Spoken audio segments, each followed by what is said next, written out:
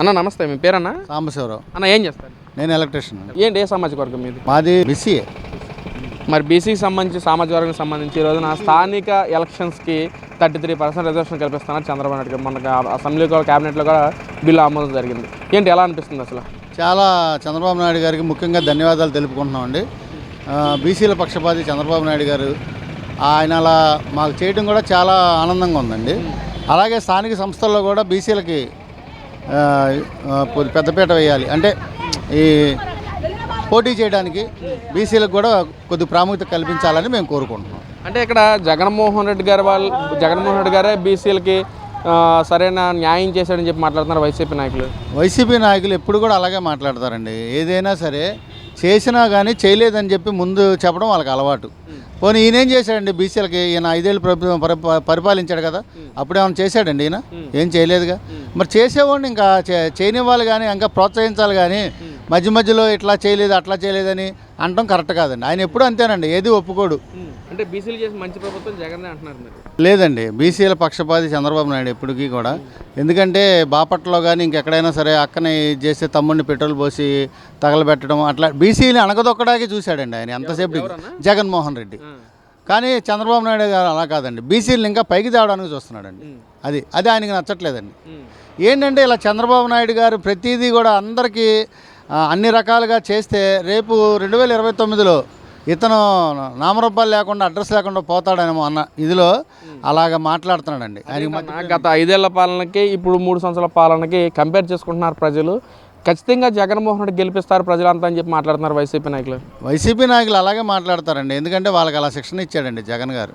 ఏది చేసినా సరే చంద్రబాబు నాయుడు గారు ఎంత మంచి చేసినా దాన్ని ప్రజల్లోకి మీరు చెడుగా తీసుకెళ్ళండి, అలా అయితేనే మనం గెలుస్తాం అని చెప్పేసి ఆయన వాళ్ళకి శిక్షణ ఇవ్వడం జరిగిందండి. వాళ్ళదేం ఉండదండి పాత్ర, ఎవరు కూడా సొంత నిర్ణయాలు ఏమి ఉండవండి. జగన్ గారు ఎలా చెప్తే అలా నడుచుకోవడమే, లేకపోతే వాళ్ళకి ఫ్యూచర్ ఉండదండి రేపు. అసలు జగన్మోహన్ రెడ్డి ఎక్కడ బయటకు వెళ్ళినా సరే తండోపతండాలుగా జనం వస్తున్నారు. అసలు క్రేజ్ మామూలుగా లేదు. జగన్మోహన్ రెడ్డి గ్రాఫ్ కూడా పెరిగిపోయిందని చెప్పి మాట్లాడుతున్నారు. మరి జగన్మోహన్ రెడ్డి గ్రాఫు పడిపోయిందండి, ఇంకా పెరగడం కాదండి. చంద్రబాబు నాయుడు గారు కానీ, పవన్ కళ్యాణ్ గారు కానీ, లోకేష్ గారు కానీ వాళ్ళ గ్రాఫ్ బాగా మెరుగుపడిందండి. ఈయనకి తెలియట్లేదేమో, ఒకసారి చూసుకుంటే ప్రజల్లోకి వెళ్ళి తెలుసుద్దండి. ఎంతసేపు మేము అధికారంలోకి వస్తే మేమేంటో చూపిస్తాం, బెదిరింపు చర్యలు, కవ్వింపు చర్యలకు పాల్పడుతున్నారు. కానీ మన ప్రభుత్వం వాళ్ళు చాలా సహనంతో ఉన్నారు. ఎందుకంటే మనది ప్రజల కోసం పనిచేసే ప్రభుత్వం అండి, కూటమి ప్రభుత్వం.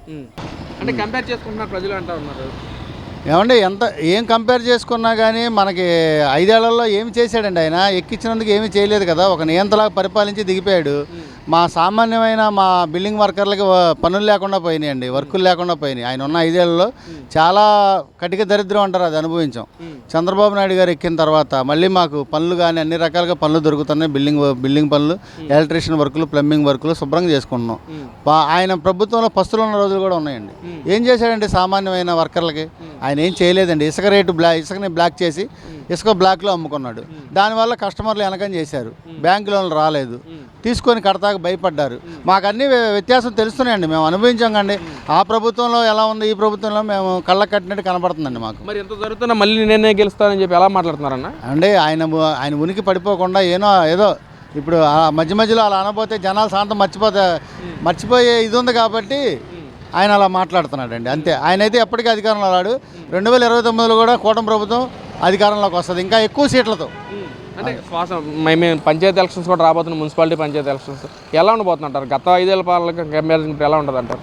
పంచాయతీరాజ్ ఆ ఎన్నికలు కానీ, జెడ్పీటీసీ ఎన్నికలు, ఏదైనా మున్సిపల్ ఎన్నికలు ఏదైనా కూటమి ప్రభుత్వం విజయం. వీళ్ళు ఏంటంటే వాళ్ళని ప్రజల్లోకి ఎంతసేపు చెడుగా తీసుకెళ్ళి వీళ్ళేదో ఆ ఎన్నికల్లో కూడా వీళ్ళేదో సీట్లు సాధించాలని తపన పడుతున్నారు. అవన్నీ పగడగలలే, అంత మించి ఏం జరగదండి. అంటే జగన్మోహన్ రెడ్డి గారు మాట్లాడుతున్నారు, వీళ్ళు అధికారం ఉన్నారు, చేయడానికి కానీ దిగజారిపోతారు రాజకీయం కోసం అని చెప్పి మాట్లాడుతున్నారు జగన్మోహన్ రెడ్డి గారు.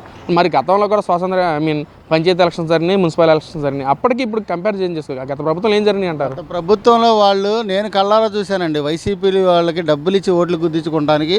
మాది 57 డివిజన్ అండి, ఆర్ఆర్పేట. పోలీసులే పట్టుకున్నారు, డబ్బులు ఇచ్చి ఓట్లు గుద్దించుకున్నారు. మాకు అలాంటి అవసరం లేదండి. స్వచ్ఛందంగా మా డివిజన్ వాళ్ళు కానీ, మా నియోజకవర్గం వాళ్ళు కానీ స్వచ్ఛందంగా ఓట్లేస్తారండి. ఎటువంటి ప్రలోభాలకు లొంగేవాళ్ళు కాదండి. ఈ అభివృద్ధిని చూసి ఓటేస్తారు.